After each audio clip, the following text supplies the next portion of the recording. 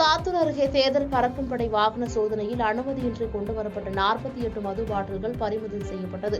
விருதுநகர் மாவட்டம் சாத்தூர் சட்டமன்ற தொகுதிக்குட்பட்ட பகுதிகளில் சுமார் 7 தேர்தல் பறக்கும் படை ஆய்வுக் குழுவினர் வாகன தணிக்கையில் ஈடுபட்டு வருகின்றனர். இந்நிலையில் துணை வட்டாட்சியர் ராஜமோகன் தலைமையில் கிருஷ்ணசாமி சார்பு ஆய்வாளர் தலைமையில் தேர்தல் பறக்கும் படை வாகன தணிக்கையில் ஈடுபட்ட போது அவ்வழியாக வந்த இருசக்கர வாகனத்தை நிறுத்தி சோதனை செய்தனர். சாக்குப்பையில் அரசு முத்திரை பதித்த மது பாட்டில்கள் இருந்தது தெரிய வந்தது. இதையடுத்து 48 மது பாட்டில்கள் மற்றும் அவரது இருசக்கர வாகனத்தையும் பறிமுதல் செய்து ஆலங்குளம் காவல் நிலையத்தில் தேர்தல் பறக்கும் படை குழுவினர் ஒப்படைத்தனர். விசாரணையில் மது பாட்டில்களை கொண்டு வந்தவர் வெம்பக்கோட்டை அருகில் உள்ள கண்டியாபுரம் இலங்கை அகதிகள் முகாமை சேர்ந்த பத்மநாபன் என்பது தெரியவந்தது. இதையடுத்து பத்மநாபன் மீது வழக்கு பதிவு செய்த போலீசார் விசாரணை நடத்தி வருகின்றனர்.